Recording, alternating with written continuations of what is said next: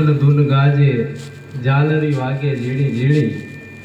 જેને લાગી પ્રીતુ ઈ તો નહીં રેવે સાની, ઈ તો સદાય રેવે ભૂલતાની. જેનું અખંડ ધ્યાન નામની અંદર લાગી ગયું છે, જેની સુરતા શબ્દ સંગી બની ગઈ છે, એનું જીવન ધન્ય છે. અને એવા મહાપુરુષનો સંગ અનેક જીવોનો ઉદ્ધાર કરે છે. એવા મહાપુરુષનો સત્સંગ અનેક જીવોને મુક્તિ તરફ લઈ જાય છે. બાકી આ બંધન છે, મનથી બંધાયેલા છે, બધાય કામનાઓથી બંધાયેલા છે, ઇન્દ્રિયોના વિષયોથી બંધાયેલા છે. એટલે પાંચ તત્વનું બંધન છે, ઇન્દ્રિયોનું બંધન છે. આ તમામ બંધનો માંથી છોડાવી અને સ્વસ્વરૂપ, એટલે ગુરુ એવું કહે છે કે તું આ દેખાય એ તું નથી, તારું વાસ્તવિક સ્વરૂપ, તારું મૂળ સ્વરૂપ તું જો. એટલે એક ગુરુ આપણાને શાન બતાવે કે શાન મારે શાન એક મારા ગુરુજીની કહું. શાનની અંદર એક શાન એટલે મારા ગુરુજીની, એટલે ગુરુએ એવી શાન આપી, એવું ધ્યાન આપ્યું, એવું જ્ઞાન આપ્યું. અને એ ધ્યાનથી આત્મ સ્વરૂપનું બોધ થયો, અનુભૂતિ થઈ. અને એવા મહાપુરુષની આજે જગતની અંદર પૂજાઓ થઈ રહી છે, અર્ચનાઓ થઈ રહી છે. તો જે આ જગતની અંદર આવા સિદ્ધ પુરુષો, અવતારી પુરુષો થયા, એ બધાએ આત્મ અનુસંધાન કર્યું, ગુરુની ભક્તિ મેળવી, ગુરુના સાનિધ્યમાં રહ્યા, ગુરુના સંગમાં રહ્યા, ગુરુની રહેણીમાં રહ્યા અને પોતે પોતાના સ્વરૂપને પામી ગયા. એવા મહાપુરુષના તીર્થો બંધાણા, મંદિરો બંધાણા, ધામો બન્યા. અને આપણે આ જગત, આખું જગત તીર્થોમાં જાય છે, યાત્રાઓમાં જાય છે, મંદિરોમાં જાય છે. કેમ કે સંતો મહાપુરુષે જેવી કમાઈ કરી છે, એવો બોધ મેળવ્યો છે. પણ જે મનુષ્યો જઈ રહ્યા છે એ કંઈક કામનાઓ લઈને જાય છે, મુક્તિ મેળવવા માટે નથી જતા. કંઈક ને કંઈક કામના છે, કંઈક મેળવવાની આશા છે, એટલે આશાએ જાય છે. એટલે કર્મ ભક્તિ કરી રહ્યું છે આખું જગત. તો કર્મ ભક્તિ છે એ ફળદાયી છે, મુક્તિદાયી નથી. મુક્તિ મેળવવા માટે તો એક ગુરુ ભક્તિ, ગુરુ નિષ્ઠા અને ગુરુ વચનની અંદર જે સાધક સમર્પિત થાય એને મુક્તિનું દાન મળે. ગુરુ પાસેથી નામ વચન લીધા પછી સાધકનું જીવન કેવું હોવું જોઈએ એવું શિક્ષણ ગુરુ પાસેથી મળે. જગતની અંદર જ રહેવાનું છે, જગત છોડીને ક્યાંય જવાનું નથી. સંસાર છોડવાનો આપણા સદગુરુએ આપણાને આદેશ નથી કર્યો કે ભાઈ તમે અહીંયા અમારી પાસે જ્ઞાન લ્યો એટલે તમે સંસાર છોડી દેવો પડશે, નહીં.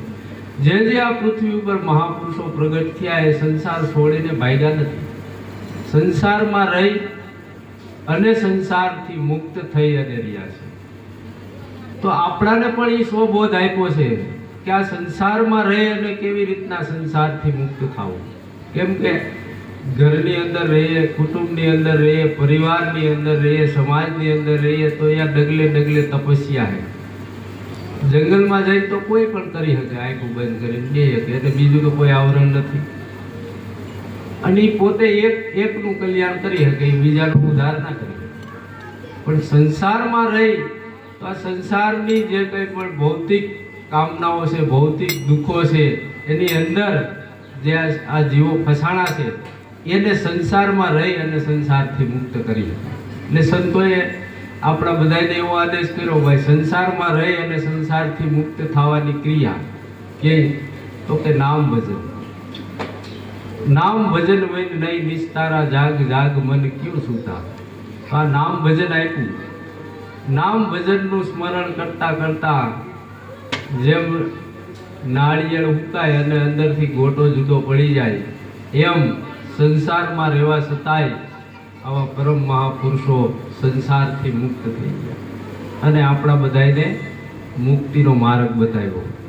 એટલે બાબા હમણાં ભજન બોલ્યા ને કે ધન ગુરુ દાતા મારા ધન ગુરુ દેવા મને ગુરુજીએ શબ્દ સુણાવ્યો. હૂતો તો હું અજ્ઞાન ઊંઘની અંદર હૂતો હતો, માયાના ઘેનમાં હું હૂતો હતો. સૂતો રે જગાડ્યો મને દેશ દેખાડ્યો અને મારા ગુરુજીએ મને અલગ પુરુષ ઓળખાયો. અલગ પુરુષ અ એટલે આનંદ, લ એટલે એનું લક્ષ અને ખ એટલે એ આખા ખલકની અંદર વ્યાપક છે. આનંદનું લક્ષ લઈ અને આખા ખલકની અંદર જે વ્યાપક છે એવું આનંદ સ્વરૂપ, આત્મા આનંદ, પરમાનંદ સ્વરૂપ, નિજાનંદ સ્વરૂપ, એ સ્વ સ્વરૂપનો બોધ એને કહેવાય અલગ. પક્કી ધડીકા તોલ કરી લે કાયામાં ભરી લે શુભમતી, મસંદરના શેલા જતી ગોરક્ષ બોલ્યા કે અલગ લખે ઈ ખરો જતી. લખવાનો અર્થ કે એને અનુભવવો, એને લક્ષમાં લઈ લેવો. આનંદ કો ઘર પાયો સંતો અમને આનંદ કો ઘર પાયો. તો જે આનંદનું ઘર તો કે આત્માનું જે મૂળ સ્વરૂપ છે એ આનંદ સ્વરૂપ છે અને એમાંથી એ આનંદની ખોજની અંદર જ આ જગત દોડી રહ્યું છે. કોઈ નાટક સિનેમાની અંદર જાય છે તો ત્યાં પણ એની એક દોડ તો આનંદ માટેની જ છે.